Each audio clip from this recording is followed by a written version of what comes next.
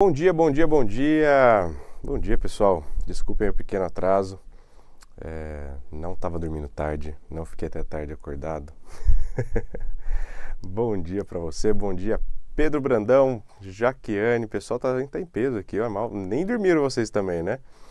Daniele Pereira aqui no nosso apoio técnico. Bom dia, obrigado aqui pelos avisos. Andréia Dibi, sobrenome árabe, hein, Andréia? Né? Eu acho que Dibi é sobrenome árabe. Deixa eu ver, todo mundo que eu vejo fala sobrenome árabe. Não, mas são aqueles que eu acho que é mesmo.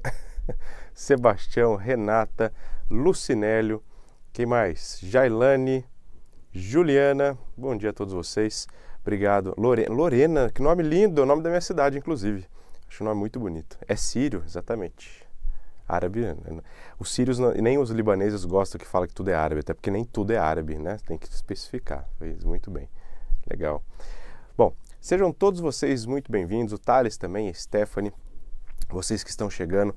Se vocês não acompanharam a aula de ontem, eu sugiro que depois busquem, né? Nós começamos ontem fazendo aí as primeiras considerações sobre as peças, eu estruturei com vocês possibilidades de ter um recurso, de ter uma reclamação, de aparecer para você uma inicial e, sendo uma inicial, quais eram as possibilidades, né? Nós falamos aqui dos remédios constitucionais, do controle de constitucionalidade. Fiz uma pregação ontem intensa, saiu todo mundo aqui catequizado no controle de constitucionalidade, embora a gente não tenha, obviamente, falado com profundidade sobre o assunto, foi só para fazer um recorte e vocês enxergarem aqui a abordagem em prova. Hoje, pessoal, o tema da nossa aula, deixa eu até escrever aqui, porque eu usei uma parte inicial em branco aqui do nosso slide. Deixa eu escrever aqui, ó. Nós vamos falar sobre principais teses. Mas, para que a gente possa ter aqui uma maior qualidade, eu não vou me limitar a falar só das teses. O que eu vou fazer com vocês? Eu quero trabalhar aqui alguns raciocínios importantes, principalmente abordando a questão do controle de constitucionalidade. Vocês vão ver aqui o raciocínio.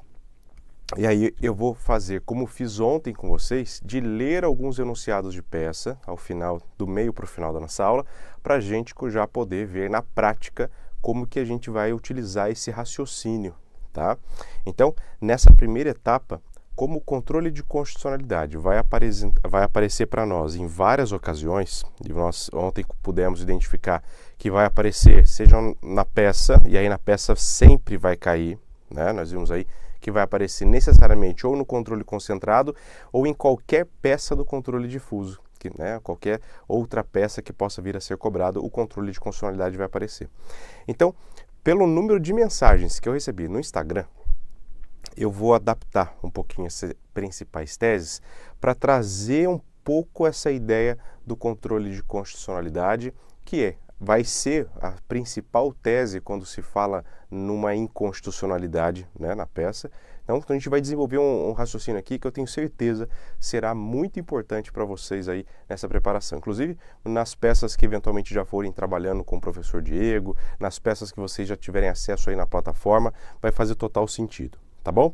Então, para isso, a gente vai usar esse tema da aula de hoje, principais teses, para fazer esse recorte a uma das principais teses que de fato nós teremos aqui, que envolve um raciocínio acerca do controle de constitucionalidade. Tá bom? Beleza, pessoal? E aí, resolvendo depois os exercícios ali. Bom, legal. Hoje o chat está para mim aberto aqui numa tela maior. Eu não sei se é porque eu não estou enxergando ultimamente, porque colocaram no estúdio que a tela é gigantesca. Não sei se foi alguma mensagem subliminar da técnica para mim. Espero que seja, porque eu adorei o jeito que ficou. Vamos lá? Pessoal, então vamos para a tela para poder desenvolver o raciocínio com vocês. Olha lá. Vejam só um detalhe. Nós falamos ontem aqui de alguns conceitos envolvendo o controle de constitucionalidade, prévio ou preventivo, posterior ou repressivo, certo? E eu havia dito a vocês, numa situação de analisar sobre o que pode ou não pode ser atacado por ADI. Foi até um enunciado que nós falávamos lá, em que nós tínhamos uma lei de 84, lembra disso? Eu quero fazer uma outra linha do tempo para falar com vocês de um detalhe importante. Ó. Quando eu olho para a história do nosso ordenamento jurídico, nós temos a primeira Constituição em 1824, chamada Carta Imperial de 1824. né? E nós temos a mais recente, espero que você saiba, como você está em constitucional, eu sei que você sabe, o pessoal de trabalhístico talvez não saiba, 1988, tá? 1824, 1891, 1934, eu sempre erro na proporção dos espaçamentos, 1937, 1946, 1967, emenda 1 de 69 e a Constituição de 88. Pessoal, então aqui são todas as constituições que nós já tivemos no Brasil, ok? Precisa memorizar? Precisa saber todas? Não precisa, pessoal. Só quero mostrar para você aqui um raciocínio. É claro que se você guarda, né para você encher linguiça numa prova da faculdade é ótimo, impressiona o professor. Mas não é necessário você conhecer para a prova da OAB todas as constituições. Carreiras jurídicas talvez seja importante por conta das características que elas trazem. Mas veja o que eu quero trabalhar com vocês nesse raciocínio, tá? Olha lá, preste atenção. Pessoal, cada vez, eu vou trabalhar vários conceitos nesse mesmo exemplo. Cada vez que eu vejo uma Constituição sendo criada, então a primeira que nós temos é chamada Constituição Histórica, né?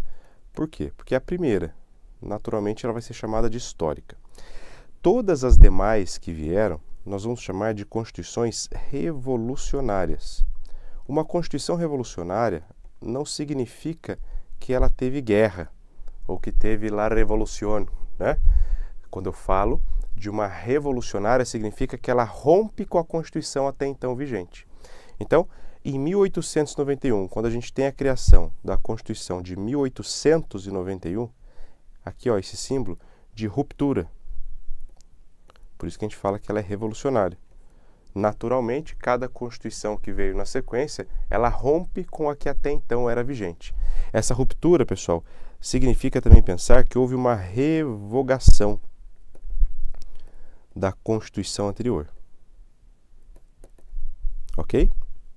Acompanhe o meu raciocínio. Vai ajudar vocês aqui no que a gente precisa chegar nessa nossa aula. 1934, mesma coisa, ó, ruptura com a Constituição vigente. 37, mesma coisa. 46. Lembra que nós falamos ontem de uma lei que foi produzida? Aqui, ó, vou até deixar ela como exemplo que eu vou usar daqui a pouco. Ontem nós falamos da Lei 1079 de 50, também chamada Lei do Impeachment, tá? Olha lá, cada Constituição que entrou em vigor teve aí a observação, deixa eu aproximar mais isso de 88. Isso, sabe, muito bem. Nós tivemos uma ruptura total com aquilo que existia até então. Ok? 1988. Então, vou deixar de outra cor aqui a última que nós temos. Beleza. Pessoal, veja aqui um ponto importante para aquilo que nós tratamos ontem, de uma natureza bastante teórica aqui. Todas as leis que foram produzidas pós-Constituição de 88, eu vou poder afirmar que são leis constitucionais ou inconstitucionais à luz da Constituição de 88. Então, para essas situações pós-Constituição de 88, eu posso, por exemplo, fazer uso de uma ação direta de inconstitucionalidade, seja ela genérica ou por omissão. Eu posso fazer uso de uma ação declaratória de constitucionalidade, ou a DECON também. Tranquilo? Eu também posso fazer uso de uma DPF. Porque vamos imaginar, o exemplo que nós trabalhamos ontem aqui, esqueça que era uma lei de 84, mas imagine que fosse uma lei de 2000, mas era uma lei municipal conflitando com a Constituição, né? Então, essas ações aqui, elas são possíveis de serem utilizadas. No entanto, pessoal, quando a gente olha das leis de 88 para trás, somente uma ação poderá ser utilizada. Então, aqui a gente já tem uma dica muito importante para pensar as situações que decorrem o controle de constitucionalidade, beleza? Da Constituição de 88 para frente, toda a legislação produzida pode ser atacada por AD genérica, AD por omissão, ADPF, ADCOM. Da Constituição de 88 para trás, as legislações elas serão atacadas por ADPF. E vejam só um detalhe importante. Quando a gente fala aqui, ó, eu vou buscar a declaração de constitucionalidade ou de inconstitucionalidade. Quando eu falo de leis anteriores, eu vou trabalhar o fenômeno da recepção ou não recepção das normas. Tá claro até aqui, pessoal? Ok? Se a lei é anterior a 88, eu não falo em controle de constitucionalidade da mesma forma que eu falo na pós-88. Por quê? Olha esse exemplo, vou deixar assim na tela aberta, ó. Olha esse exemplo que nós falamos ontem e eu reproduzi aqui novamente. Lei do impeachment, Lei 1079. Se eu afirmar a vocês que essa lei é uma lei inconstitucional, pela máxima tecnicidade que a gente pode emprestar aqui, seria dizer que essa lei ela é inconstitucional com relação à self-constitucional dela. Lembra que a gente falou sobre isso ontem? A Lei 1079 de 50, quando ela faz uma selfie, qual é a Constituição que aparece, pessoal? Não é de 46? Então, se eu afirmo que a Lei 1079 de 50 é inconstitucional, eu estaria me referindo à lei com relação à Constituição de 46. Só que não, óbvio que a gente não vai ter essa referência, até porque é uma Constituição que já foi revogada. Vou voltar nesse conceito já já. Bom, então, quando eu tenho uma lei anterior a 88, a análise que nós iremos fazer são dos chamados fenômenos constitucionais.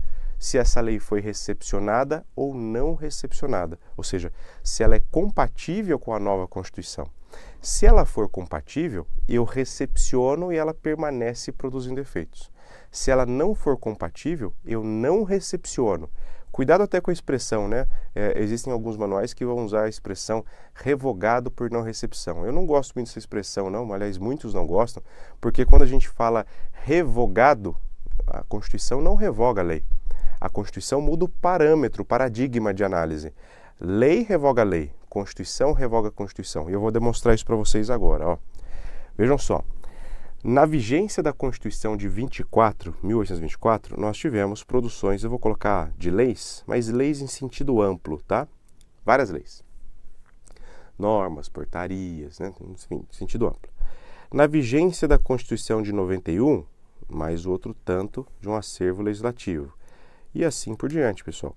Na vigência de cada Constituição, nós sempre observaremos uma significativa produção legislativa, não é isso?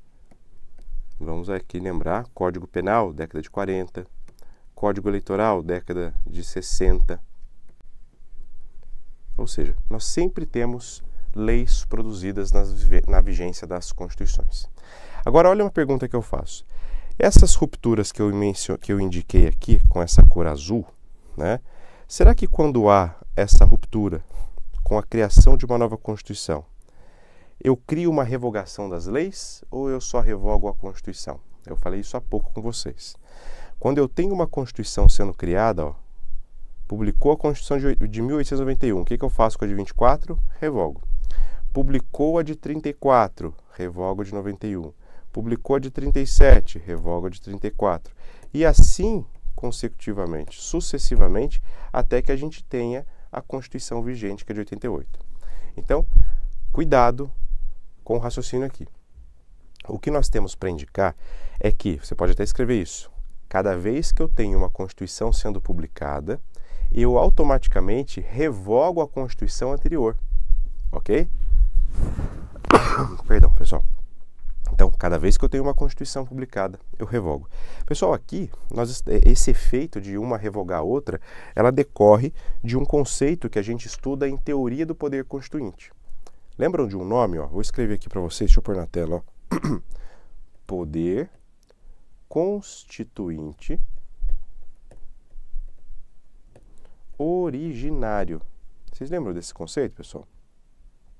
Eu preciso de um recorte dele. A gente vai falar só o que precisa aqui, ó. O que é o poder constituinte originário? Meus amigos, a gente acaba se habituando ao significado das palavras e aí isso acaba se perdendo. Quando eu falo para vocês o que é Constituição, né, você pode pensar várias coisas, tentar resgatar na memória o que é a teoria do poder, teoria do direito, teoria do Estado, o que é o Estado.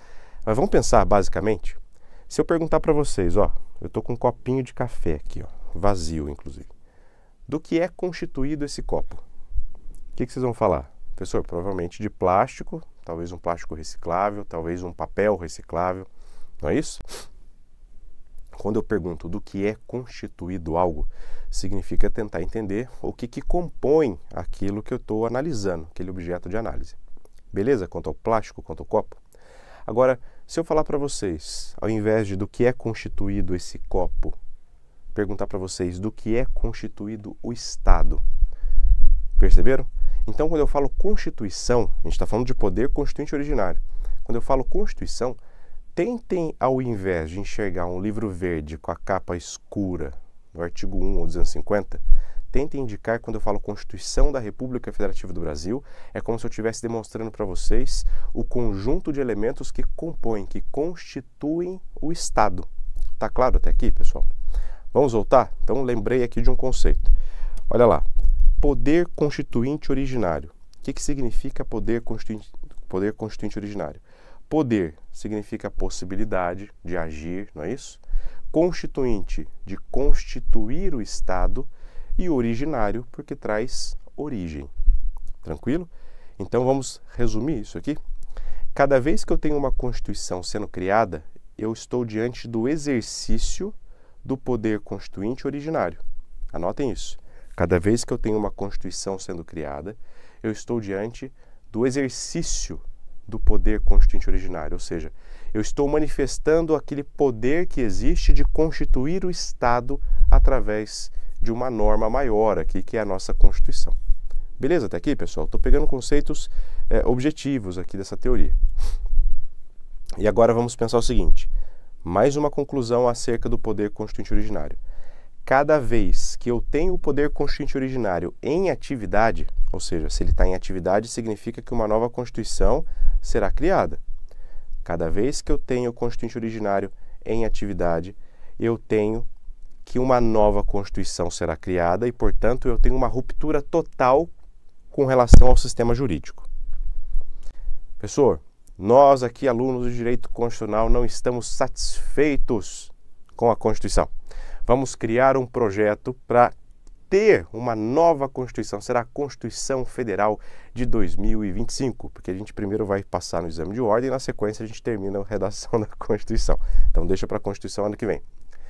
Se nós elaborarmos um texto da Constituição 2025, temos, obviamente, uma adesão significativa a ponto de que os movimentos sociais busquem a tal da Constituição de 2025, o que eu tenho de efeito quando a Constituição 2025 vier a ser criada? Então, hipoteticamente, aqui, ó, Constituição de 2025. Pessoal, se essa Constituição for criada, haveria uma revogação da Constituição de 88. Uma ruptura total com o sistema jurídico até então existente, por força da de 88. Deu para entender esse raciocínio? Então percebam que cada vez que uma Constituição é criada, tudo que tem antes em termos de Constituição já não existe mais. As Constituições deixaram de existir expressamente por conta da entrada em vigor de um novo texto. Agora tem um problema que nos traz aqui.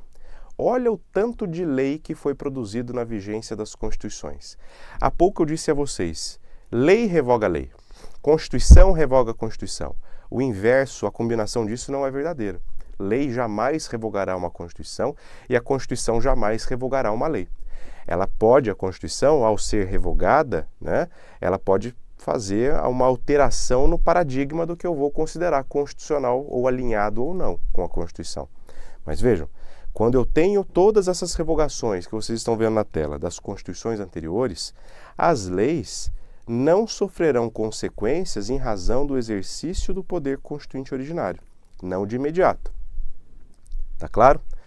O que vai ser necessário fazer? E nós já até colocamos aqui, ó, com relação às leis que foram anteriormente produzidas, eu preciso analisar se essas leis permanecem compatíveis, ou seja, até aqui, ó, nós teremos aqui verdadeiramente um filtro, né? Eu tenho que verificar se essas leis permanecem compatíveis com o sistema jurídico que agora existe. Ou seja, não vai ter uma pessoa sem muito serviço que vai sentar depois do almoço, vai abrir todas as leis e vai verificar uma a uma se ela é compatível ou não. Vai ser sempre no caso concreto que a gente vai ter que analisar. E aí, eventualmente, o judiciário ele é convocado a se manifestar para falar se aquela lei foi recepcionada, se aquela lei não foi recepcionada.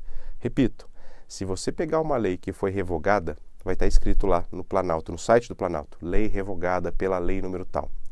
Se você abrir agora, aí, Código Eleitoral, se você abrir agora o Código Penal, são dois exemplos de leis anteriores a 88. Só que não é porque a Constituição vigente ao tempo da sua elaboração foi revogada que essas legislações também o foram, tá? Então sempre será necessário analisar as leis anteriores, que foi esse acervo significativo que nós identificamos aqui, ó. Sempre será necessário analisar essas leis à luz do sistema jurídico então vigente, que atualmente é o de 88. Esse processo de análise que nós estamos mencionando é chamado, eu vou colocar aqui maior, ó, de recepção ou de não recepção das normas com relação à Constituição. Tá claro até aqui, pessoal? Tranquilo?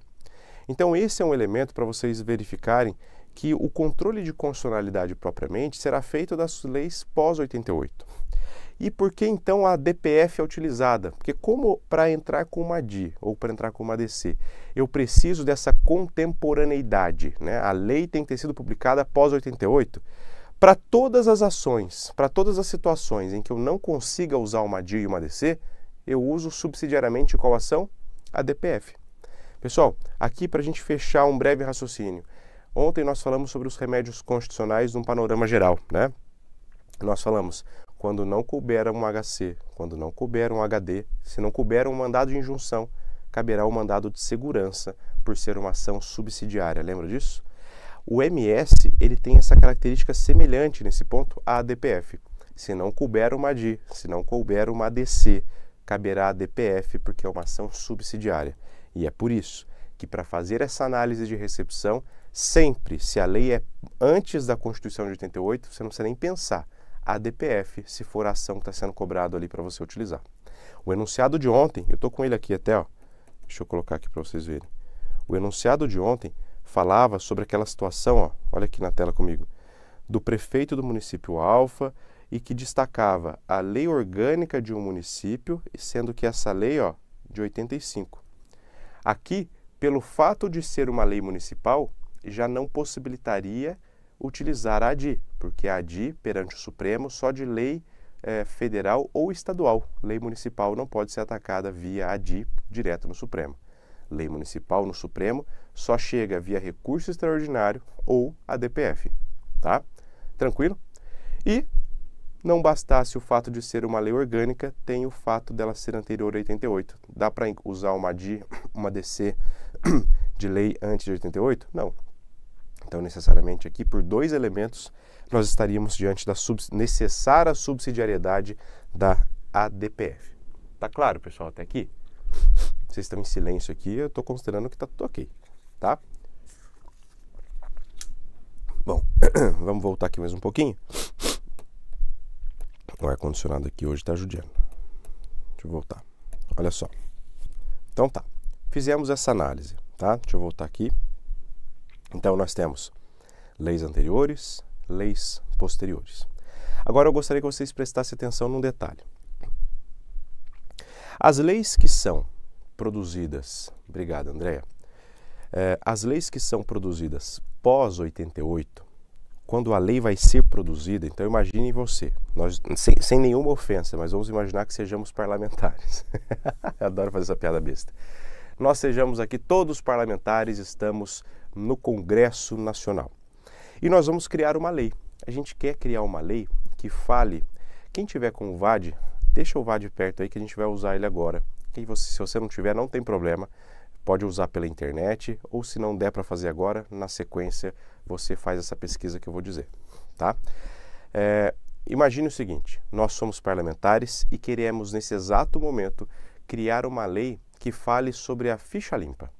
Nós vamos criar novas inelegibilidades, tá bom? Beleza? Essa é a dinâmica, ó. Se você tiver com o seu VAD, você vai poder fazer aí uma atividade agora comigo. Então veja, eu vou falar de novo o que nós vamos fazer. Nós somos parlamentares e vamos elaborar agora, nesse momento, um projeto de lei sobre inelegibilidades. Eu quero dizer que todo mundo que torce para times que não tem mundial, eu não vou dizer que é o Palmeiras, porque pode criar uma animosidade, que todos que torcem para times sem mundial serão inelegíveis. Uma coisa bem absurda, tá? Beleza? Esse é o conteúdo. Agora, vamos fazer um exercício. Se eu perguntasse, se caísse para vocês uma questão de prova, uma questão de primeira fase, embora nosso foco aqui seja falar de teses, as teses vão ser utilizadas tanto nas peças quanto também podem ser exploradas em questões. Que tipo de lei eu deveria criar? Que aspecto formal essa lei deveria ter para que eu possa criar inelegibilidades? Veja que a gente não falou de direitos políticos ainda. Qual é a dica que eu te daria? Isso resolve a vida, tá, gente?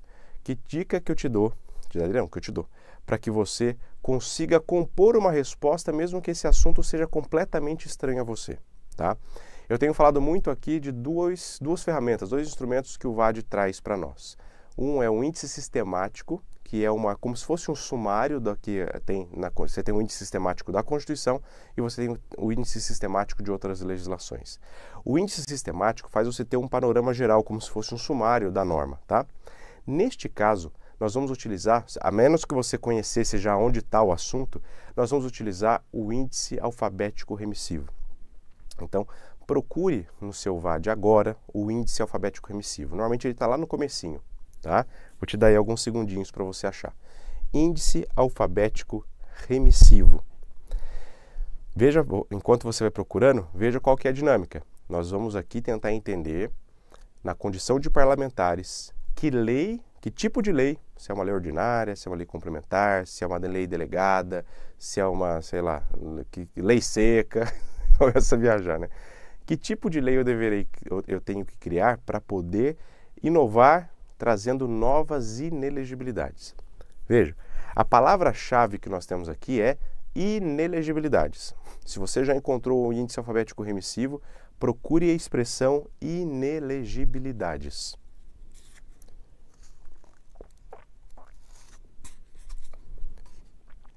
Pessoal, ao encontrar a palavra inelegibilidades, vocês encontrarão algumas inserções, alguns artigos, né? Eu estou sem o VAD aqui, então eu não vou nem arriscar dizer quais são todas. Mas uma delas, que é o que nos importa, está no artigo 14, parágrafo 9º da Constituição. Se você está com a Constituição em mãos ou com a legislação aberta, né, na tela, abra aí, artigo 14, parágrafo 9º. Segundinhos aí para você poder achar. Artigo 14, parágrafo 9º. Ok? Tranquilo até aqui, pessoal?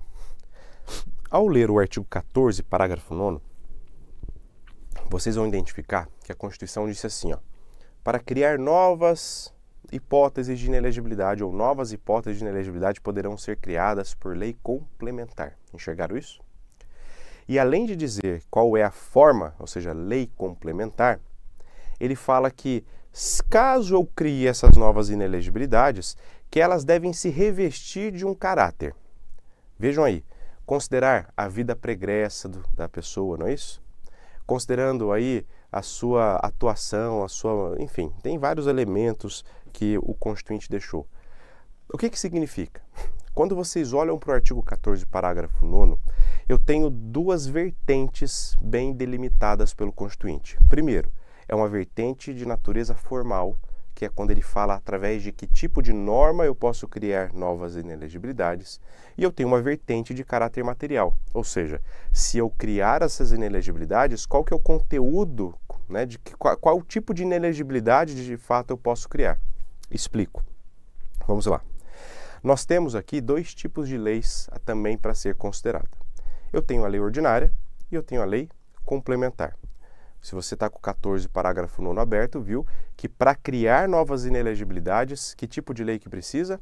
Complementar. Deixa eu explicar a diferença das duas, basicamente. Nós teremos aula sobre processo legislativo, mas só para a gente poder fazer esse caminho da tese que estamos construindo aqui, tá? Pessoal, temos mais tipos de leis. Temos a delegada, por exemplo, mas é uma outra natureza. Eu quero falar dessas duas que se contrapõem, lei ordinária e lei complementar. Como que eu sei, professor, que para criar uma lei sobre um assunto X, né, Y, Z, enfim, que eu devo usar uma lei ordinária ou uma lei complementar? Pessoal, o que é ordinário? Ordinário é aquilo que é comum, aquilo que é habitual, genérico, né? Se você, por exemplo, chega no momento de fim de ano do seu condomínio, se você morar em um condomínio, vai ter lá uma convocação de assembleia, uma convocação de assembleia ordinária. Por que que é ordinário? Porque desde o começo do ano você sabia que ia ter uma reunião por mês. Então são sessões ou audiências ou assembleias ordinárias. Se eu tiver algo extra, nós vamos chamar de extraordinário, ou seja, além do ordinário. Tá claro aqui? A Constituição ela não usou a expressão extraordinário. A gente não tem a lei extraordinária. Nós temos a lei complementar, mas o sentido vai ser o mesmo. Porque a lei complementar é aquela lei que ela tem uma robustez maior do que o ordinário. Ela tem um algo mais. Esse algo mais é especificamente o quórum de aprovação. Para que eu possa aprovar uma lei ordinária, é necessário, é suficiente, aliás, o quórum de maioria simples. Para eu aprovar uma lei complementar, eu preciso de um quórum de maioria absoluta. Ou seja, o que é mais fácil aprovar? Uma lei ordinária ou uma lei complementar? Uma lei complementar. Uma lei ordinária, pessoal, a gente consegue aprovar na madrugada, na própria comissão, numa votação rápida. A lei complementar não. Porque se nós temos ali na Câmara dos Deputados 513 deputados, maioria absoluta é mais da metade dos 513. Maioria simples é a maioria que se alcançar na sessão que foi instalada. Tá bom? Enfim, então, voltando. Artigo 14, parágrafo 9º, vai apresentar para nós que, para criar novas inelegibilidades, é possível, desde que se faça por lei complementar, aspecto formal, e que tenha o conteúdo alinhado àquele conteúdo material que nós colocamos ali, considerada a vida pregressa, a probidade, à frente dos cargos da administração, blá, blá, blá, blá, blá. Tá bom? Então vamos lá. É uma lei que nós vamos criar agora. Pessoal, quando eu vou criar uma lei, eu tenho que me preocupar com essas duas frentes. O aspecto, a frente formal, ou seja, eu tenho que obedecer qual é a forma exigida para eu alterar ou para criar aquela lei, e eu tenho que criar também com a luz do conteúdo material. Então vamos, somos parlamentares, criamos uma lei complementar. Aspecto formal, nós cumprimos? Cumprimos, porque nós estamos elaborando através de uma lei complementar. A Constituição está falando que novas inelegibilidades somente poderão ser criadas por lei complementar e a gente cumpriu com esse primeiro requisito, que é o aspecto, repito, formal. No entanto, eu disse a vocês que a nossa inelegibilidade, que seria criada aqui, diria que aquele que torce para um time que não tem mundial será inelegível. Meus amigos, se vocês lerem o parágrafo 9º do artigo 14, criar uma inelegibilidade como essa faz sentido? É ridículo. Óbvio que não. Como criar inelegibilidades por razões do tipo, uma pessoa que tem cabelo loiro não poderá ser... Gente, tem a ver com probidade à frente da administração? Tem a ver com vida pregressa? Nada a ver. Então vejam, aqui está o aspecto material, o conteúdo que estará na lei. Vamos fechar o raciocínio. Pós-88, que é a situação que nós estamos. Para que eu possa criar uma nova hipótese de inelegibilidade, eu devo obediência tanto ao aspecto formal, qual é a lei, se a lei será complementar, se será uma lei ordinária, se será uma lei de iniciativa do Poder Executivo, se será uma lei que deverá ter, enfim, aspectos formais, o embrulho do presente. E eu também tenho que observar o aspecto material, que é o conteúdo do presente. Tá claro? Beleza. Agora vamos pensar o seguinte.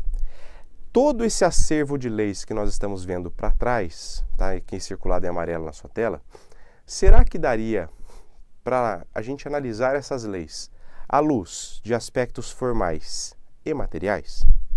Bom, vamos pensar? Aspectos formais, não dá. Porque lá atrás não tinha como se imaginar quais seriam as espécies normativas que existiriam hoje. Por exemplo, se você abre o Código Penal, está escrito lei ordinária lá? Não está, pessoal. Se eu abrir a Constituição, qual tipo de lei para criar uma norma de natureza penal? Pessoal, eu falei para vocês a diferença de lei ordinária e lei complementar, né? Se eu sou o legislador e quero criar uma lei, como que eu vou saber se eu vou criar uma lei ordinária ou uma lei complementar? Não tem como adivinhar. Você vai ter que abrir a Constituição, ler sobre o assunto que você pretende legislar e verificar se a Constituição sobre aquele tema reservou a lei complementar ou nada disse. Se tiver escrito que lei complementar irá dispor, significa que para falar sobre aquele assunto tem que ter o quê? Lei complementar. Se o Constituinte nada disse, só disse assim, ó, lei irá dispor, que tipo de lei que eu vou usar? Aquela que é ordinária, aquela que é habitual, que é genérica. Tá claro esse ponto? Então, para eu saber que lei eu vou criar, eu tenho sempre que olhar a Constituição a respeito daquele assunto para tentar entender sobre esse assunto, que tipo de lei eu tenho que criar. Não tem como você saber automaticamente. Você acaba associando algumas situações, como essa da inelegibilidade. Mas você precisa sempre olhar a Constituição. Tá claro? Então, lá atrás, na vigência do texto, deixa eu pensar aqui, ó, de 37, será que daria para o nosso legislador lá atrás imaginar quantas constituições no futuro ainda teriam? Se essas constituições no futuro falariam, por exemplo, que para criar uma norma de natureza penal seria lei ordinária ou lei complementar? Não dá, pessoal. Então, quando eu olho essas leis anteriores para verificar se elas podem permanecer produzindo efeitos no pós-88, eu não posso analisar o aspecto formal, porque não tinha como lá atrás eu imaginar qual que seria a espécie normativa do futuro. Tá beleza? Tranquilo? Por essa razão, eu já destaco o primeiro ponto. Se você olhar o Código Penal, ele não está escrito lei ordinária, ele está escrito decreto-lei. Pessoal, existe decreto-lei atualmente no Brasil? Não existe. Se você tiver curiosidade para saber as espécies normativas mais comuns, não são todas, mas as mais comuns, abra o artigo 59 da Constituição. O artigo 59 mostra todas as normas que são submetidas ao processo legislativo. Emenda constitucional, lei ordinária, lei complementar, proposta, eu falei já, né? Seria a PEC, a emenda constitucional. Medida provisória, né? Então você tem decreto legislativo, que é diferente de decreto-lei. Enfim, se você olha, não tem ali o decreto-lei. Mas o Código Penal foi revogado, professor? O Código Penal não foi recepcionado? Não, está sendo aplicado, né? Ou seja, o Código Penal, mesmo sendo um decreto-lei, o que aconteceu com ele? Ele foi recepcionado. Professor, mas então quando a lei anterior a 88 eu não olho o aspecto formal? Não, não olho. Mas e o aspecto material, que é o conteúdo? O conteúdo eu vejo. Então anote isso. As leis produzidas antes da Constituição de 88, para que seja possível verificar se ela permanecerá produzindo efeitos pós-88, a análise que é feita é de recepção. Então, é feita a análise de recepção. E um detalhe, análise esta que levará em conta tão somente o aspecto material, não o formal. Eu não analiso o aspecto formal da lei, eu analiso o aspecto material. Vou dar exemplos. Vamos imaginar, pessoal, que no Código Penal atual, né, tivesse um dispositivo que mencionasse que se uma pessoa tirar a vida de outra, crime de homicídio, artigo 121, como sanção teríamos ali pena de morte. Será que é possível pena de morte no Brasil? O conteúdo está alinhado com a Constituição? O conteúdo não está. Portanto, ainda que o Código Penal pudesse ser considerado recepcionado, esse dispositivo que falasse sobre pena de morte, por materialmente conflitar com a Constituição, ele seria não recepcionado. Professor, mas tem como eu pegar a lei e algumas coisas só aproveitar? Tem. Às vezes a lei se aproveita algumas coisas. Outras vezes o Código Penal, o Código Eleitoral, por exemplo, vários dispositivos não foram recepcionados. Eu sempre tenho que observar à luz da Constituição, tá? Então anote aí. Para que eu possa fazer essa análise das leis anteriores a 88, eu só observo o aspecto material, eu não observo o aspecto formal. Um exemplo que elucida bem isso é o próprio Código Penal, que foi recepcionado mesmo que ele não tenha essa formalidade igual ao que seria hoje. Hoje, se você quiser alterar o Código Penal, que é um decreto-lei, você vai fazer o quê? Você vai editar um decreto-lei? Não, acabei de dizer que não existe mais na Constituição de 88. Então, você vai ter que olhar o quê? Você vai olhar para a Constituição e vai verificar se existe alguma exigência extra. Ou seja, se o Constituinte escreveu em algum lugar na Constituição que para produzir uma lei de natureza penal é necessário lei complementar. Eu já vou te adiantar isso. Não tem essa exigência. Então, como não tem, para alterar o Código Penal, que tipo de lei que eu vou usar? Lei ordinária. Beleza? Tranquilo? Dúvida até aqui, pessoal? Se tiverem, se manifestem, tá? Agora, olha uma questão que caiu há 2 edições atrás. Olha só. Vamos imaginar uma lei penal. Eu acabei de dizer para vocês que ela não exige lei complementar. Lei penal ela pode ser lei ordinária. Tranquilo? Só que como nós somos parlamentares que gostamos sempre de ter sim uma margem significativa de segurança, embora desnecessário nesse caso, ao invés de você buscar a aprovação de uma lei ordinária, você quis editar uma lei complementar para alterar o Código Penal. Ou seja, você quis uma lei com um rigor maior, ok? Então é uma lei mais para uma situação que não se exigia tanto. Numa analogia bastante não politicamente correta, mas é uma expressão do interior, é como se você fosse matar pombinho com um tiro de 12 ou com um tiro de canhão.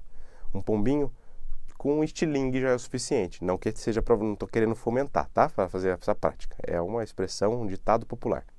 Então, para eu poder atirar num pombinho, ou num pombinho de plástico, para ser correto, para atirar no pombinho, precisaria de dar um tiro com uma 12, que é uma arma, né, com um calibre significativo, ou com um canhão? Não. Um estilingue, um chumbinho, suficiente. Então, guardem essa analogia, ainda que assim, triste. Para que eu possa criar uma lei penal, eu preciso de lei complementar? Não, não precisa de tudo isso. Bastaria a lei ordinária, beleza?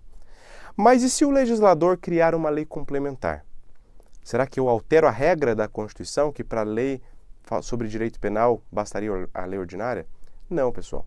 Se eu crio uma lei complementar onde não se exigia tanto, essa lei complementar ela vai ser revestida de um caráter de lei ordinária. Agora, o contrário não é possível. Se a Constituição exige lei complementar e eu produzo uma lei ordinária, haverá uma inconstitucionalidade formal. Ou seja, a lei que, para tratar sobre determinado assunto, deveria ter sido lei complementar e não se observou isso. Está claro quanto a essas duas situações?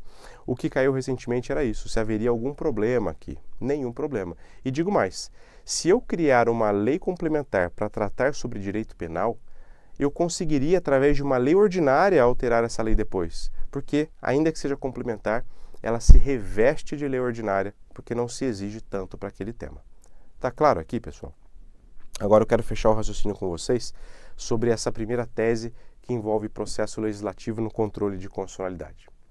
Quando eu tenho leis anteriores a 88, vocês escreveram aí, eu só analiso o aspecto material, eu não analiso o aspecto formal.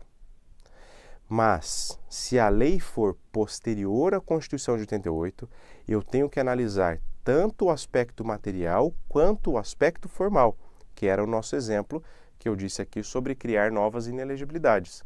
Qual que é o aspecto formal? Tem que ser por lei complementar.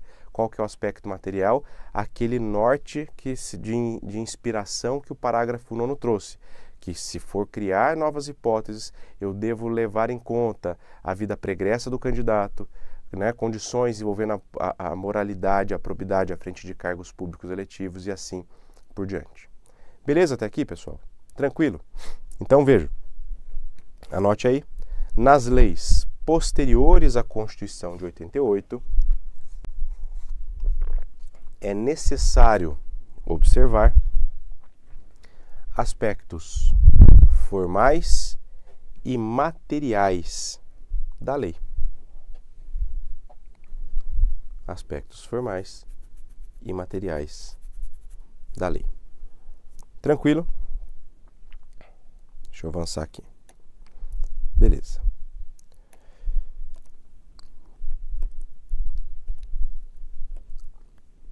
Bom, pessoal, mais um detalhe que nós temos aqui, ó.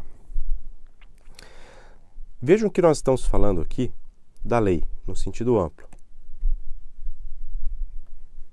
Se a gente fala de lei, e já que a gente está tratando do controle de constitucionalidade, nós temos que observar sempre o processo de elaboração dessa lei, ou seja, o processo legislativo. E eu disse a vocês, deixa eu colocar aqui de outra cor, que o artigo 59 da Constituição, ele vai dizer quais são as espécies normativas que se submetem ao processo legislativo. Então, nós mencionamos lá emenda constitucional, nós temos a lei ordinária, lei complementar, lei delegada, medida provisória, não é isso? ok? Artigo 59 diz para nós quais são as espécies normativas. O seu enunciado de peça sempre vai dizer para vocês a respeito de um ato. Por que eu estou falando ato e não estou escrevendo lei? Porque o ato pode ser tanto um ato administrativo, um ato de gestão, já a gente vai falar sobre isso, quanto pode ser um ato legislativo, e aí encaixaria uma dessas espécies aqui.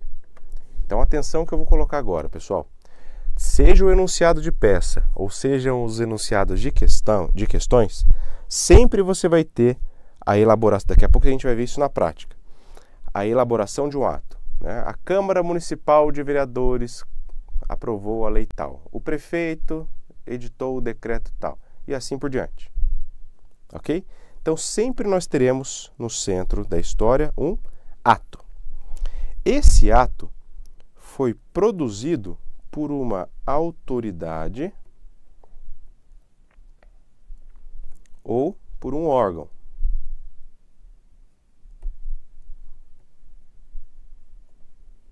Autoridade ou órgão. E mais, se a gente tem aqui um ato, nós também temos um assunto.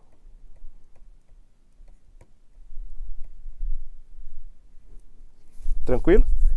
Então, nós temos sempre um ato produzido por uma autoridade ou por um órgão relativamente a um assunto. Pessoal, vejam só por que às vezes eu disse a vocês, né, que indevidamente controle é tido por algo difícil. Porque você vai ter que sempre fazer essa triangulação. Eu vou daqui a pouco para o enunciado. Olha o que nós tínhamos, o que a gente pode pensar aqui. O prefeito da cidade de Lorena editou um decreto. Então, qual que é o órgão autoridade? Prefeito da cidade de Lorena. Qual que é o ato? Um decreto. O prefeito da cidade de Lorena editou um decreto que falava sobre a comercialização de armas de fogo na cidade de Lorena. Então, a autoridade é o prefeito, o ato é o decreto e o assunto é armamento, tá? Por que eu estou colocando essa triangulação? Em todas as situações, vocês vão ter que fazer isso. Identificar o que o enunciado está dizendo que foi feito, ou seja, qual é o ato. Identificar qual é a autoridade ou órgão que realizou aquele ato e sobre o que é aquele ato. Por quê? Porque nós vamos precisar identificar o que a Constituição fala sobre isso. Como assim, professor? O que a Constituição fala sobre a situação que foi descrita naquele enunciado? Quem é que pode legislar sobre armamento? Aí você chegaria à resposta se a autoridade é o prefeito que pode fazer. Através de que tipo ou que espécie normativa se pode tratar sobre esse assunto? Será que se exige lei complementar? Será que tem que ser lei delegada? Perceberam? Então, é sempre necessário vocês triangularem para identificar. Tá, professor, já consegui identificar. Vou até colocar de novo aqui um enunciado que a gente falou ontem, depois a gente vai falar de outros novos. Olha o que falava aqui, ó. O prefeito Alfa, preocupado com a adequada conduta do seu mandato, procura o presidente nacional do seu partido, qual possui representação no Congresso, e informa que a lei orgânica do município, publicada em maio de 85, estabelece. Ou seja, qual que é o ato? Lei orgânica do município. Qual que é a autoridade? Você tem que observar quem que editou a lei orgânica do município. À luz de 88 seria a Câmara de Vereadores. Então, lei orgânica municipal, Câmara de Vereadores, e aí você tem que observar sobre o que fala essa lei orgânica. Aqui, pessoal, no nosso exemplo de ontem, ó, falava sobre condutas descritas como crimes de responsabilidade. Ou seja, a triangulação que eu acabei de explicar para vocês, neste caso, levaria em conta se pode a Câmara de Vereadores, através de uma lei orgânica municipal, tratar sobre crimes de responsabilidade. Fez sentido, gente? Tá? Então, sempre essa triangulação. Só para vocês não dormirem, por favor, se manifestem se está fazendo sentido na vida ou se você já está próximo a fazer assim, acho que está fazendo sentido na vida, né? Estou indo devagar para a gente trabalhar e desenvolver o raciocínio em conjunto aqui e não atropelar nada. Beleza? Deu para entender a triangulação? Então veja o que nós já falamos até agora. Enquanto vocês vão acordando aí, parem de assistir Netflix para assistir nossa aula. Legal? Beleza. Obrigado, Lucinélio. Ótimo, perfeito. Então, primeiro nós vimos que o controle de constitucionalidade das leis posteriores a 88 deve-se observar tanto o aspecto formal quanto o aspecto material. Ok? Das que são anteriores a 88, eu não falo propriamente em controle de constitucionalidade, mas eu faço uma análise de recepção. Tem que existir uma compatibilidade, e ela é uma compatibilidade meramente material. Eu não olho para o aspecto formal, só para o conteúdo da norma. Foi isso que nós falamos na primeira etapa. Segunda etapa, e tudo isso são fundamentos que a gente se utiliza numa peça e também em questões, por isso teses importantes aqui, tá? Numa segunda etapa, eu estou dizendo a vocês que todo enunciado, seja de questão ou de peça, vai trazer para vocês a situação de que um ato foi feito por algum órgão ou autoridade a respeito de um determinado assunto. E você vai ter que fazer essa triangulação para entender se é a pessoa, a autoridade, aquele órgão, autoridade que poderia falar através daquele tipo de ato que foi indicado ali, aquela espécie normativa, e sobre aquele assunto, tá bom? Então vejam aqui vários elementos. Agora, como é que eu vou identificar, professor, se a Constituição, o que a Constituição fala sobre isso? Por exemplo, vamos imaginar aqui o seguinte. Durante a pandemia, nós tivemos uma situação bastante polêmica. Aliás, nós tivemos várias situações polêmicas. Mas eu vou ilustrar, tá? Vou falar de alguns personagens, sempre na intenção de ajudá-los a associar o conteúdo. Posso tirar um sarro às vezes ou outra? Posso, porque senão a vida não é tão doce. Mas a ideia não é falar mal de ninguém, tá? Só para a gente associar. Nós tivemos um embate muito forte entre Bolsonaro... Não, quer dizer, verdade, eu ia falar Bolsodória. Dória, que era governador do estado de São Paulo, e Bolsonaro. Tinha os dois aí, né? Que no começo eram 1001 maravilhas, estavam os dois de lua de mel, super amigos, de repente na pandemia o pau cantou, literalmente. Não foi isso? Beleza? Pessoal, o que nós tivemos naquela situação? Dentre outros embates jurídicos, uma discussão para saber se pode, por exemplo, o Estado comprar a vacina diretamente, se pode o município comprar vacina diretamente ou se era só a União que poderia fazer essa aquisição de vacina e aplicação. Essa questão, entre outras, como eu disse, foi judicializada e chegou até o Supremo. O Supremo teve que fazer essa triangulação aqui, ó. Qual que seria a triangulação? Se pode, só que não seria um ato legislativo, no caso, seria um ato administrativo, né? Se pode o Estado ou o município adquirir vacinas diretamente, sem que dependa da União. Então, vejam que situações como essa são emblemáticas. E onde foi que a Constituição, onde foi que o Supremo foi consultar se poderia ou não o Estado e o município comprar vacina? Não foi no grupo de WhatsApp, prometo para vocês que não, eu espero que não, né? Só se eles tiverem, deve ter, né? Imagina, o Supremo deve ter um grupo deles, um grupo só para passar piada sem graça, com muito respeito, claro, outro para falar coisas sérias. Mas não foi no grupo de WhatsApp, foi na Constituição. E o que nós vamos fazer agora, vai ser algo que vai salvar a sua vida. Professor, jura? Se eu tivesse assim, correndo um perigo de uma barata voadora em casa, se eu lembrar disso que a gente vai... Não é salvar a vida também de situações tão perigosas como essa. Mas preste atenção. Para que eu possa entender a aplicação dessa triangulação, eu tenho que saber onde que eu procuro na Constituição se aquela pessoa, se aquele órgão, autoridade, poderia ter feito aquilo que está sendo mencionado no enunciado. Então, o que eu vou fazer com vocês agora? Nós já construímos aqui uma tese que envolve recepção, não recepção e controle de constitucionalidade. Falamos agora dessa análise do processo legislativo, aspecto formal e material. O próximo passo que eu vou colocar com vocês, nós vamos criar uma tabela, e eu vou explicar aqui, que vai ajudar vocês a identificar quem faz o que dentro dessa estrutura de república. Ontem eu contei para vocês uma dificuldade que eu tinha muito grande na faculdade. Eu olhava para o artigo 21 da Constituição, quando eu tive aula de repartição de competências, eu olhava para o artigo 21, olhava para o artigo 22 e não achava diferença alguma. A única diferença que eu achava é que uma era 21 e outra era 22, porque o conteúdo para mim, aquela relação de incisos, era a mesmíssima coisa. Inclusive, convido vocês a abrir aí a sua Constituição no artigo 21, tá?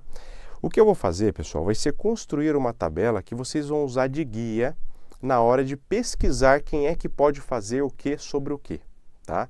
Nós vamos construir uma tabela de repartição de competências, porque porque é extremamente constante, é extremamente contínua a situação de se cobrar na sua prova sobre repartição de competências, seja na situação de questões, seja na situação de peças.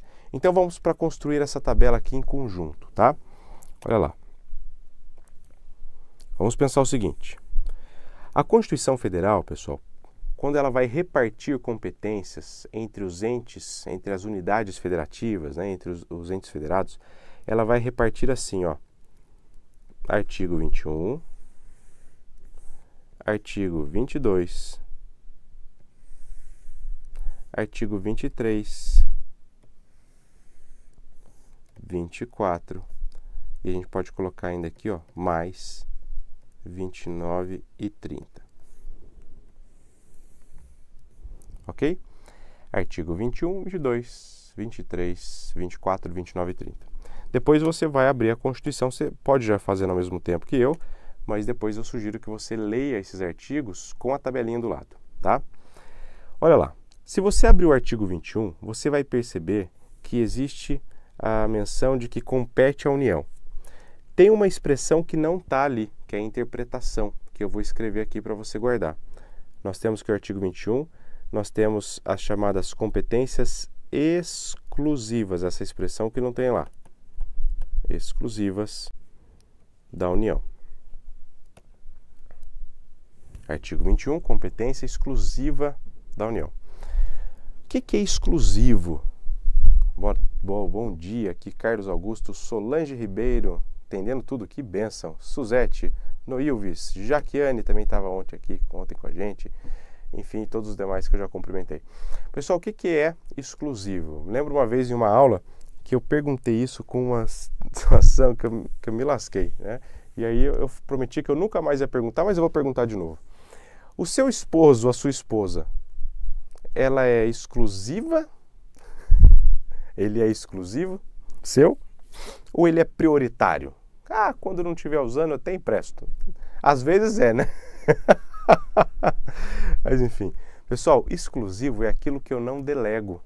Quando eu falo que o artigo 21 são competências exclusivas da União, embora essa palavra exclusiva não esteja no artigo 21, quando eu falo que é exclusivo da União, é porque só a União pode tratar sobre aquilo. Ninguém mais. Professor, nem o Estado, quando eu digo ninguém mais, é ninguém mais, querido. Exclusivo da União, só a União, tá bom? Então, eu já sei, já por essa interpretação, que ao ler o artigo 21, toda a relação de incisos que tem ali, somente a União poderá agir. Aí vem uma segunda pergunta. Eu mencionei aqui dois tipos de atos. Falei de ato administrativo, atos de gestão, e ato legislativo. E aí eu fiz aquela referência do artigo 59 que relaciona espécies normativas, tá? Se vocês olharem para o artigo 21, convido vocês a olharem, vocês identificarão que as competências que estão ali relacionadas, que eu já disse para vocês que são exclusivas, elas são de natureza administrativa.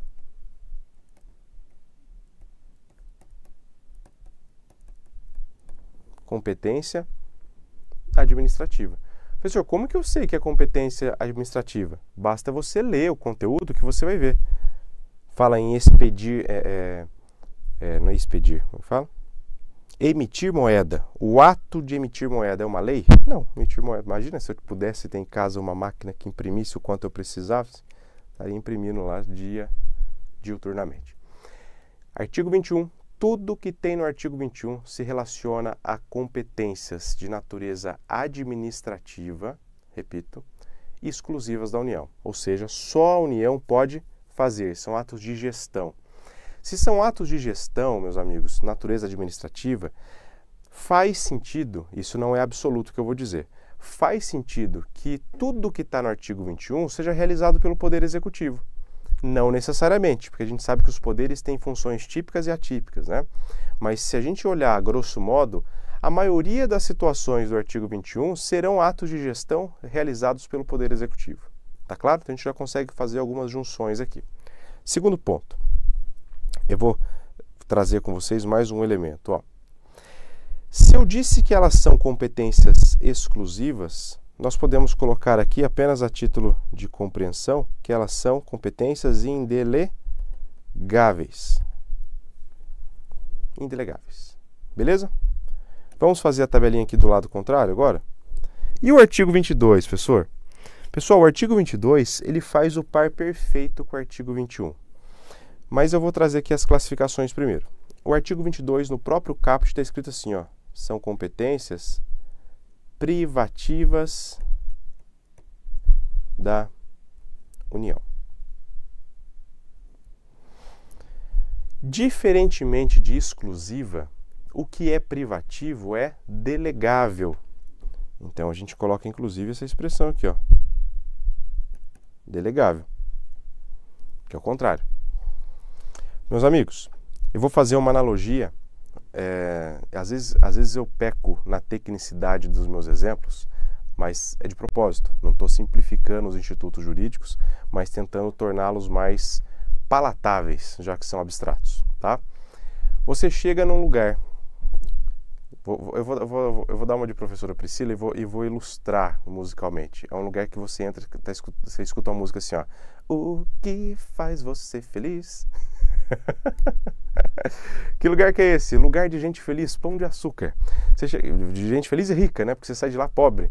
Você chega no Pão de Açúcar e na hora de passar no caixa tem dois caixas. Tem o caixa exclusivo para cliente mais. Você tem o caixa que eu vou chamar como privativo e aí tem o grupo de que são atendidos privativamente ou caixa prioritário. Associe privativo e prioritário como sendo o mesmo sentido no nosso exemplo, tá? Se eu sou o cliente mais, que é o cliente Pão de Açúcar cadastrado, etc, etc, eu consigo passar no caixa exclusivo? Consigo, porque exclusivo é exclusivo. Lembra lá a situação do esposo e da esposa, tá? Se eu não sou o cliente mais, eu consigo passar no caixa exclusivo cliente mais? Não, porque é indelegável essa circunstância. Se não tiver ninguém que seja cliente mais, mesmo assim a gente não atende ninguém. Ah, mas só tem... Aqui é exclusivo. Exclusivo é exclusivo. Se no caixa está escrito atendimento prioritário ou privativo, significa que na ausência daquele grupo colocado como prioritário ou de atendimento privativo, será possível atender os demais. Caixa que está escrito que é caixa privativo ou prioritário para idosos. Se eu vou ao supermercado e o professor Vanderlei não está mais na minha frente, eu posso passar pelo caixa que é destinado a ele, de pessoas idosas. Se ele está presente no ambiente, primeiro eu deixo ele ser atendido. Tá claro isso? O privativo compreende a expressão de prioritário, de certa forma, no nosso exemplo. Privativo aqui para nós, ele vai significar a possibilidade de delegação, delegabilidade. Tá claro? Agora, eu convido vocês a lerem o artigo 22. O inciso 1º. Inclusive, o artigo 22, inciso 1, é o que mais cai em prova, pessoal. O artigo 22 fala, é competência privativa da União legislar sobre. Ou seja, o próprio caput está dizendo que a natureza das competências do artigo 22, a natureza de competência legislativa. Beleza? Agora, façam não, pelo amor de Deus, sabe? Que erro horroroso de português. Façam um exercício comigo. Eu fiz isso na faculdade, foi muito interessante. Quando você tiver um tempo de bobs, o que é tempo de bobs? É um tempo de bobeira. Acabou de almoçar, tá ali 15 minutos, o que você vai fazer? Você vai abrir uma tabela do Excel. É um exercício que se não tiver tempo, você não precisa fazer, mas eu acho que vai te ajudar. Você vai abrir uma tabela do Excel. Coluna A1, você vai colocar lá, artigo 21. Coluna A2. A2? Não, será B1, né? Então, primeira coluna, segunda coluna. Artigo 21, artigo 22. Como está aqui na tabela? Você vai reproduzir em cada célula abaixo um inciso. Então, artigo 21, primeira célula, inciso 1, inciso 2 e assim por diante. Pessoal, o que você consegue perceber quando você relaciona os dois conjuntos de incisos lado a lado? Que você verdadeiramente consegue fazer um ligue os pontos.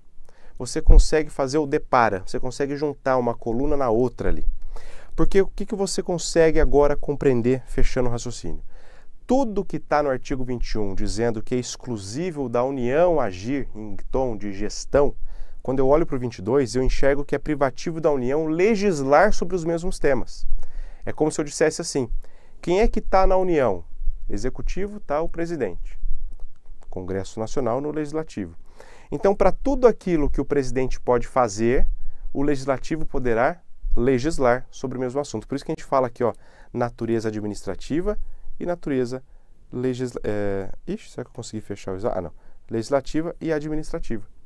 Artigo 21, natureza administrativa da União. 22, natureza legislativa. E você consegue fazer o ligue os pontos. Tá claro isso, pessoal? Deu para entender? Só para fechar aqui, o artigo 22, quando a gente fala da delegabilidade, dizendo que são competências delegáveis, o que você precisa ficar sempre atento? Parágrafo único do artigo 22. O parágrafo único do artigo 22, eu não vou pôr 22 porque a gente já está na coluna do 22, né? Vai dizer que é possível que a União delegue aos Estados a competência para legislar sobre assuntos que sejam ali pertinentes ao Estado. Eu me lembro na faculdade, pessoal,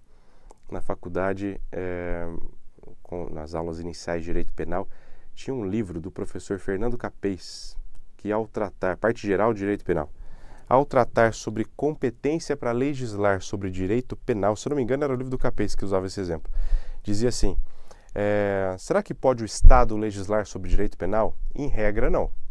Só que a competência para legislar sobre direito penal, ele está no artigo 22, inciso 1. Vou pôr aqui como exemplo. Ó. Eu disse para vocês que o inciso 1 é o queridinho da banca.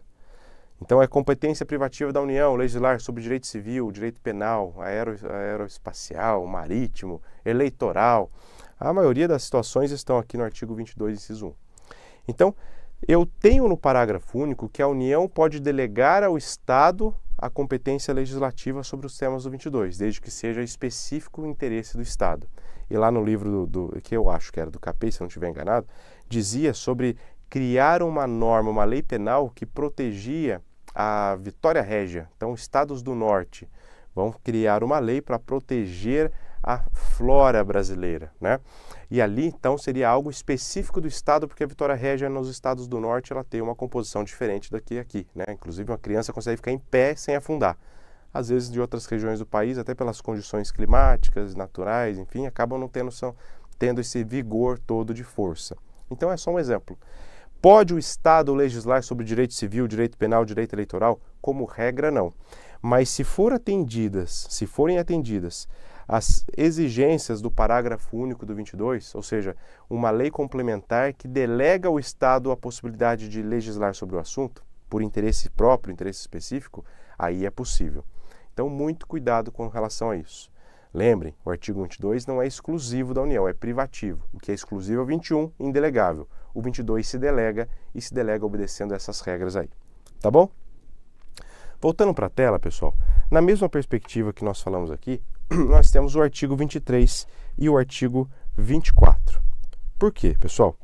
Quando a gente olha aqui para esses dois, né, 23 e 24, a mesma lógica que foi utilizada no 21 e 22 vai ser percebida. Por quê? Eu vou completar essa tabela de um jeito agora um pouco fora de ordem. O artigo 23, ele trata sobre competência administrativa,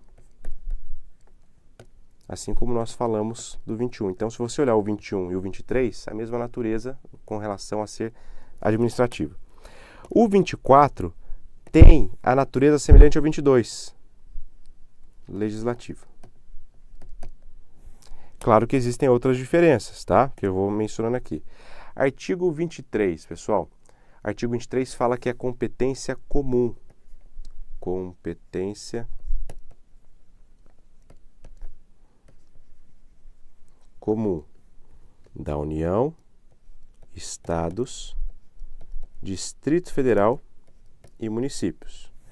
O artigo 24 vai falar que é competência concorrente. Competência concorrente, tá? O que nós temos de competência concorrente? Nós temos aqui, ó, vejam só, União, Estados e Distrito Federal. Tá faltando alguém, gente? Se você comparar o 23 com o 24, tá. Tá faltando municípios. Muita atenção que eu vou colocar aqui, eu vou pôr em outra cor. Por que em outra cor?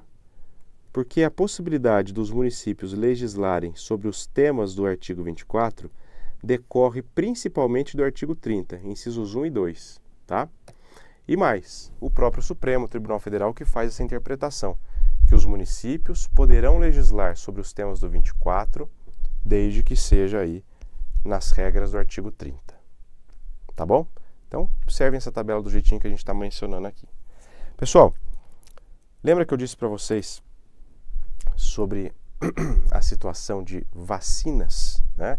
Quando o Supremo foi falar sobre se poderia o Estado comprar vacinas, se poderia o Estado aplicar vacinas, a leitura que se fez envolveu especificamente o artigo 23. Porque o artigo 23 ele fala para nós competências comuns. A expressão comum e concorrente, elas são muito próximas, né? Imagino que o Constituinte não tenha feito a reprodução só para não criar confusão, então tentou buscar uma expressão sinônima. Então, o artigo 23, ele fala que é competência comum da União, dos Estados, do Distrito Federal e dos municípios. Se vocês observarem, eu não me lembro de cabeça qual é o inciso agora, mas um dos incisos fala sobre saúde, sobre atos que envolvam saúde, né? Ou seja, a ideia de se pensar a competência acerca da aplicação ou da compra de vacinas entraria como um ato de gestão, ou seja, natureza administrativa, e que pode ser realizada tanto pela União quanto pelo Estado, Distrito Federal e municípios. Então o Supremo, voltando àquela historinha, quando chega a essa situação, ele vai abrir a Constituição, vai dar uma olhada no artigo 23 e fala assim, peraí, falar gestão sobre saúde é uma competência comum de todos os entes federados, portanto, não é só a União que vai poder fazer. O Plano Nacional de Vacinação quem faz é a União, mas a aplicação e compra de vacina pode se dar pelos estados e pelos municípios, tá bom? Então, tudo que você encontrar no artigo 23 são atos de natureza administrativa, ou seja, atos de gestão. Esse ato de gestão, como regra, a gente já falou que atribuiria a função típica do Poder Executivo, que podem ser exercidos por todos os entes federados. Beleza? Só que aí tem um problema. Professor, vai dar ruim? Porque se todo mundo pode fazer sobre a mesma coisa, e olha o que aconteceu aí na pandemia, vai dar ruim, não é isso? O que o artigo 23 faz? Lá nos seus parágrafos, nós temos a indicação de que serão editadas leis que definirão uma cooperação. Então, leis irão estabelecer regras para que seja possível todo mundo todo mundo agir sem causar pânico, né? Tá claro? Tranquilo até aqui, pessoal? Preciso que seja redondinho, porque o 24 aqui, ele é simples, mas tem uma regrinha um pouco mais detalhada. Deixa eu voltar aqui, deixa eu ver se tem alguma dúvida, enquanto vocês vão copiando. Deixa eu ver aqui. Carlos Augusto, Sérgio Ricardo, obrigado, Sérgio. Fernando Franchimi. Uau! Não, uau não. Qual? Acho que é isso que você quis dizer, né, Fernando? Qual o nome desse professor? Sávio Chalita. Obrigado, Carlos Augusto já respondeu aqui. Tá bom? Legal, pessoal. Deu para entender até aqui? Agora, vejam só. Lembra que eu falei para vocês fazerem aquela tabela 21 com 22? Que o artigo 21 são atos de gestão indelegáveis. O artigo 22 são atos legislativos, esses por sua vez delegáveis, desde que respeitadas as regras do parágrafo único do 22, e que o 21 com 22 a gente consegue encaixar. A mesma coisa acontece 23 com 24, por isso que eu fui usando de propósito aqui as cores, tá?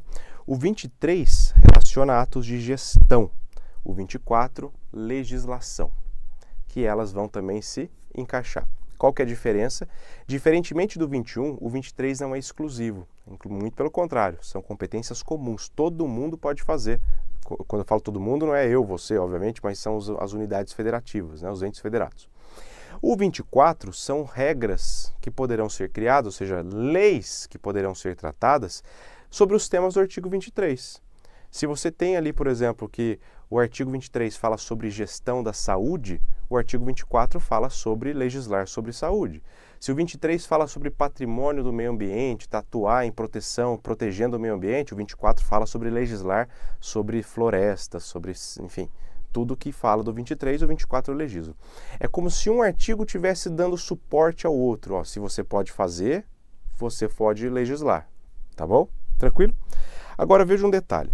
O artigo 23, ele vai dizer para nós aqui que leis vão estabelecer regras de cooperação entre os entes que irão agir nos temas do 23. O artigo 24, pessoal, para evitar esse conflito aparente de normas, todo mundo legislando sobre o mesmo assunto, criou uma regrinha nos seus parágrafos. E que regrinha é essa? Prestem atenção, eu vou explicar fazendo aqui o desenho de fato para a gente poder enxergar. Vai dizer o seguinte, que acerca dos temas do artigo 24, nós teremos normas gerais,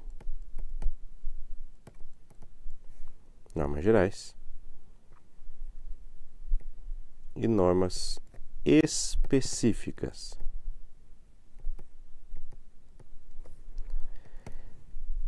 Quem ficará a cargo de cada situação?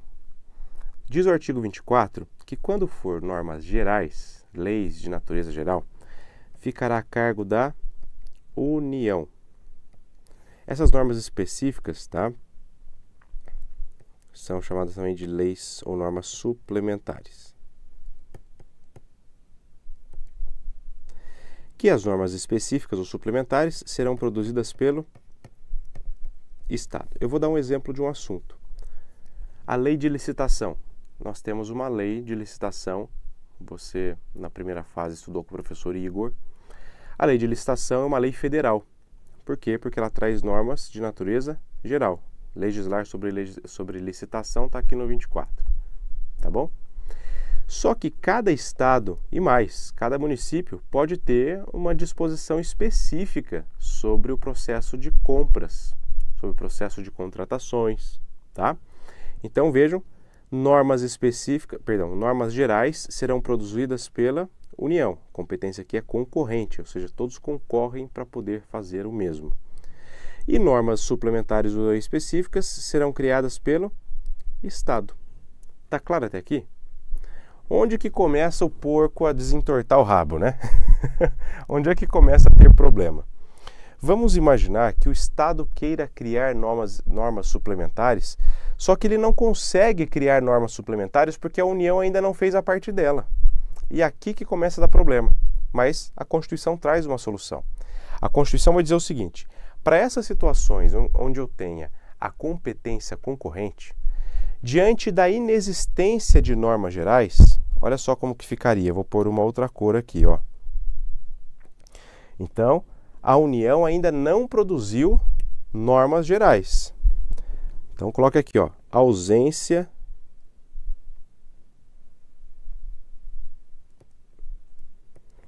de, vou colocar NG, normas gerais. Se nós estivermos diante da ausência de normas gerais, o Estado irá legislar plenamente. Ou seja, o Estado irá produzir tanto normas gerais quanto normas suplementares. Ok? E isso se a União não fez nada. Então, na ausência de normas gerais, o Estado vai poder exercer sua competência legislativa plena. Ou seja, ele vai tanto criar normas gerais quanto normas suplementares. Professor, essa regra serve para a União? Não, né, pessoal? Não faria sentido. Porque se não tiver a norma suplementar, para a União pouco importa. A União só tem que criar normas gerais. Normas específicas ou suplementares é somente o Estado. Então, se não tiver norma suplementar, a União não consegue nunca legislar sobre normas suplementares. Ela só vai legislar normas de caráter geral, tá? Mas aí vamos pensar aqui nessa situação que está em vermelho na sua tela. Ausência de norma geral. O Estado, então, produziu ou realizou, exerceu sua competência legislativa plena, criando tanto normas gerais quanto normas suplementares. E aí, num momento ulterior, ou seja, posteriormente a essa produção legislativa do Estado, do ente federativo estadual, a União vem, deixa eu pôr aqui numa outra cor, pôr uma cor preta, a União vem e cria, produz normas gerais. Qual que é a dúvida que tem aqui? Essa norma geral produzida pela União, ela vai revogar a norma geral que o Estado criou diante da ausência de atuação legislativa da União? Pessoal, não. O que é feito nessa situação? Ó, isso está lá nos parágrafos do 24. Nessa situação, o que for compatível,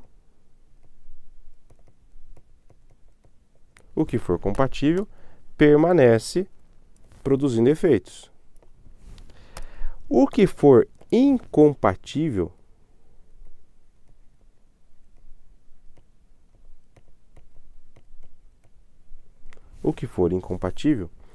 cuidado, pessoal, não revoga.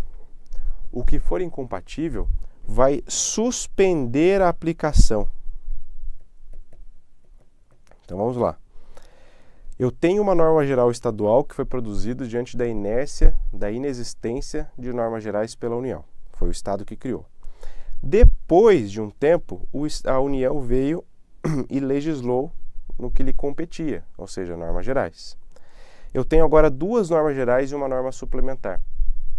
Qual que é o resultado? O que eu vou fazer agora com duas normas gerais? O que você vai anotar aí? Se as disposições forem compatíveis, eu mantenho as duas, porque muitas das vezes poderão ser de fato.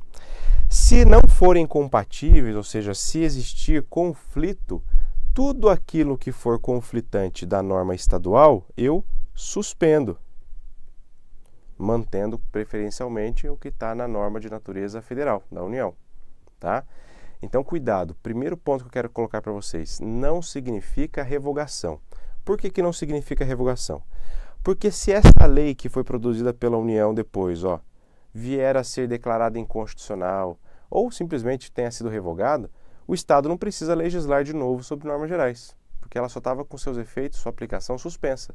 Se eu tiver algum problema na lei federal posterior, volta a valer a norma geral produzida pelo Estado. Tá bom? Então, suspende no que for contrário, no que for incompatível, e mantém aquilo que for compatível. Deu para entender, pessoal? Essa tabelinha que está aí para vocês, você pode dar um print, se preferir, ou se você está reproduzindo aí, ela vai te ajudar na vida, tá? Por quê? Porque na hora que você estiver diante do enunciado, como eu vou colocar agora para vocês, olha lá, eu vou voltar no mesmo exemplo, porque como a gente tem pouco tempo agora nesse minuto, assim não vai ficar exemplos pouco familiares, tá? Então olha o que nós falamos ontem, a gente vai voltar a fazer enunciados em conjunto. Olha o que nós temos aqui, lei orgânica do município, ou seja, quando eu falo lei orgânica do município, eu estou falando de uma lei municipal. Lei municipal. Vou fazer a triangulação com vocês, esse aqui é o meu ato. Lei municipal tratando sobre crimes de responsabilidade. Aqui é um caso que se resolve nesse ponto com relação à súmula, tá? Mas eu vou te mostrar como. Se a lei é municipal, a produção foi pela Câmara de Vereadores. Pessoal, olha a triangulação que nós faríamos. Quem é que pode legislar sobre crimes de responsabilidade? Bom, eu não estou falando aqui que é legislar. Se é legislar, quais são os possíveis artigos que eu vou buscar lá? Olha lá. Se eu estou falando de competência legislativa, só pode estar no artigo 22, no 24, 29 e 30. Entenderam? Eu nunca vou achar aquela competência no 21 ou no 23, porque são competências administrativas. Então, deixa eu voltar lá na frente, Aqui, crime de responsabilidade, provavelmente, se eu estou falando de competência legislativa, 22 ou 24. tá? Vou pôr aqui também 29,30. Beleza? E eu quero saber agora se compete... Ah, um detalhe, se é lei municipal, eu estaria ainda mais restrito aqui, ó. Poderia até cortar o 22, porque não estou falando de União nem de Estado. Tá bom? Então eu faço essa triangulação, pessoal, para observar o que a Constituição fala. E para fechar nosso bate-papo de hoje, observe aqui o seguinte. Ainda no quadro, peço a gentileza aqui de permanecer. Olha lá, peraí, deixa eu mudar esse cor de marca-texto. Vejam que esse enunciado que nós falamos ontem, ele fala de problemas pontuais indicados pela lei, mas ele menciona artigo 11, menciona artigo 12. Deixa eu até ver se ele fala de outro artigo, mas eu acho que não. Não, só o artigo 11 e 12. Pessoal, vejam só. Quando você está diante de um enunciado, além dessa triangulação que vai trazer para vocês a possibilidade de verificar se aspectos formais estão sendo cumpridos, sempre que tiver a indicação, a lei número tal falou no seu artigo 1 que tal coisa, falou no seu artigo, como aqui, ó, falou no artigo 11 e no artigo 12. Se você pegar o artigo 11, ele fala sobre a criação de diversas condutas como crime de responsabilidade. No artigo 12, falou sobre o processamento e julgamento dessas representações. Ou seja, sempre que nós tivermos uma situação indicada no enunciado em que ele destaca artigo por artigo, é mais um presente que o examinador está te dando. Porque cada artigo desse aqui, ó, simboliza um fundamento jurídico que você vai usar na sua peça. Por quê? Porque você vai olhar o artigo 11 e vai falar assim, ó, uma lei municipal, né, o artigo 11 diz de uma lei municipal que cria condutas de crime de responsabilidade. Você vai falar, não, peraí, isso aqui é inconstitucional porque não compete ao município legislar sobre esse assunto, é uma competência privativa da União, por exemplo. Ao citar que o artigo 11 ele é inconstitucional por tal razão, você já pontuou aqui no primeiro fundamento jurídico. Nesse enunciado que nós estamos vendo, dois fundamentos importantes que nós temos, o artigo 11 e o artigo 12. Ambos são inconstitucionais porque um fala sobre a criação de crimes de responsabilidade e o outro, o artigo 12, fala sobre o processamento do crime, ou melhor, o processamento de uma representação que seria uma lei do impeachment, por exemplo. Não compete ao município, compete à União. Tá? Então, só aqui, pessoal, nesses dois artigos que foram dados, você tem dois fundamentos jurídicos. Então, eu vou repetir. Sempre que o enunciado disser para vocês o conteúdo dessa lei hipotética que ele vai mencionar, grifem e destaquem na sequência qual é o assunto que está sendo tratado, o que está sendo mencionado. Porque o enunciado nunca vai te abandonar aqui. Se o examinador colocou o conteúdo do artigo, ele quer que você verifique se esse componente, se esse conteúdo está alinhado à Constituição. Deu para entender? Então, isso é uma dica prática na hora de vocês responderem, na hora de vocês interpretarem.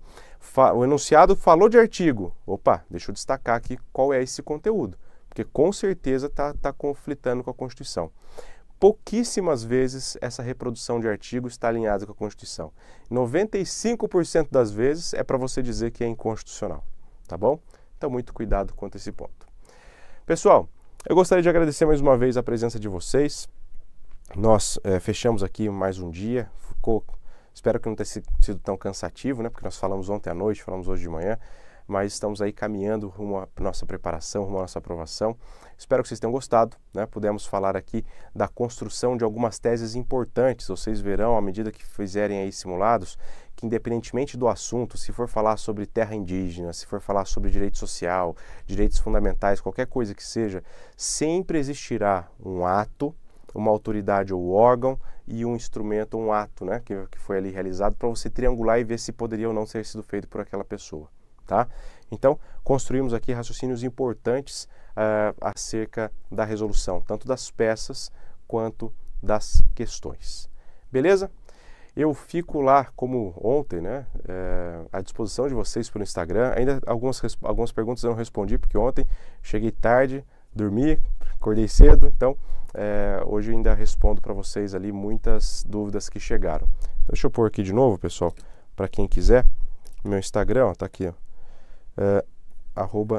@savio.chalita. Você pode me mandar a sua dúvida por lá, o mais rápido possível eu respondo a vocês, tá bom? Obrigado, fiquem com Deus. Até a nossa próxima aula. Muita luz, pessoal. Até já.